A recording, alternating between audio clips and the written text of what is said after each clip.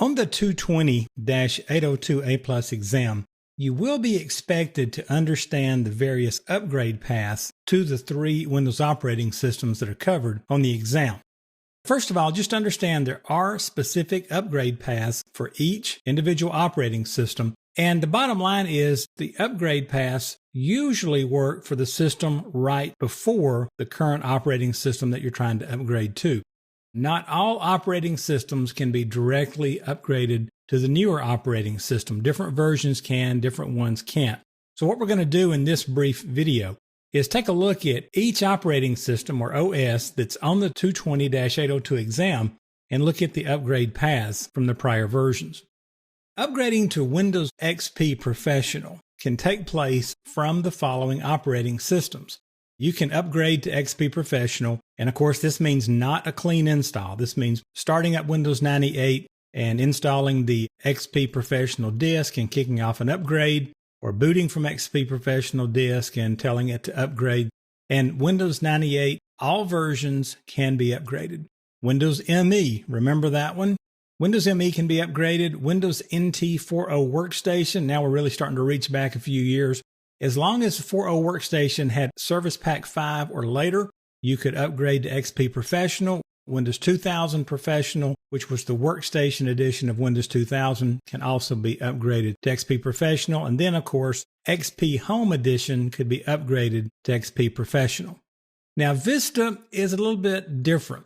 Upgrading to the Vista operating system, like every single aspect about Vista, seems to be needlessly complex. And so I'm going to make it very, very simple. Some OS editions require a clean install to get to Vista. Vista has 4 editions that support upgrades: Vista Home Basic, Home Premium, Business, and Ultimate. Now let's take a look at these. Here are the OSs that can be upgraded to Vista. Now this is the way to learn these, so stay with me here. XP Home. If I have XP Home, I can upgrade that to any of the Vista editions. So if I'm running XP Home, I can very easily upgrade to any of the Vista editions I would like. If I'm running XP Professional, I can only upgrade to Vista Business and Vista Ultimate. If I'm running XP Media Center, I can upgrade to Vista Home Premium and Vista Ultimate.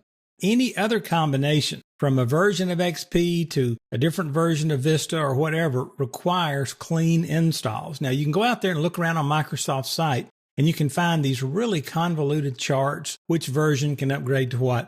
I've distilled all that down to what you see on the screen here, and if you can just memorize this, XP Home can go to any Vista edition, XP Professional can go to Business or Ultimate for Vista, XP Media Center can go to Home Premium or Ultimate. If you can just memorize that, any other combination requires a clean install to get to Vista. So just watch for that. When it comes to upgrading to Windows 7, here are the operating systems that you can upgrade directly to Windows 7. Any edition of the 32-bit version of Windows Vista can go to 32-bit Windows 7. Now, the 64-bit Vista, you can upgrade any edition to a 64-bit version of Windows 7.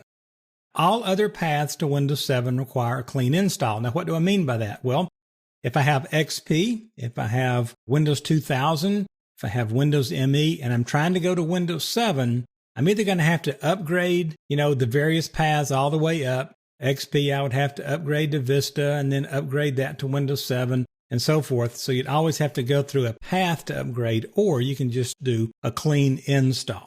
That's pretty straightforward. Just make sure you're familiar with these upgrade paths. And then also remember there was a new feature.